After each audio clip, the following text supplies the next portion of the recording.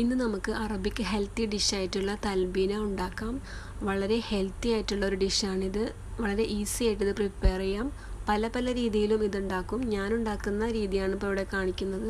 1 cup barley ഒരു പാത്രത്തിലേക്ക് ഇട്ട് നന്നായി കഴുകി വൃത്തിയാക്കി 10 മണിക്കൂർ കുതിരാനായിട്ട് മാറ്റി വയ്ക്കണം. ഇത് നന്നായിട്ട് കുതിർന്ന് കിട്ടണം, എങ്കിലാണിത് കറക്റ്റായിട്ട് വേവുള്ളൂ. ഇത് കുതിർന്നതിന് ശേഷം ഒരു കുക്കറിലേക്ക് മാറ്റി ആവശ്യത്തിനുള്ള പാലും കൂടി ചേർത്ത് 7 വിസിൽ വരുന്നത് വരെ ഇതൊന്ന് വേവിച്ചെടുക്കാം. എൻ്റെ കുക്കറിൽ 7 വിസിലാണ് കേട്ടോ അത് വേവാനായിട്ട് ആവശ്യമായി വന്നത്. ഓരോ കുക്കറിനും വേവ് വ്യത്യസ്തമായിരിക്കും, അപ്പോൾ അതൊന്ന് ശ്രദ്ധിക്കണം. പ്രഷറെല്ലാം പോയതിന് ശേഷം ഇതിൻ്റെ മൂടി തുറന്നിട്ട് നമുക്ക് നന്നായിട്ടൊന്ന് ഇളക്കി കൊടുക്കാം. ആവശ്യത്തിന് പാലും കൂടി ചേർത്ത് നന്നായിട്ടൊന്ന് കുറുക്കിയെടുക്കാം.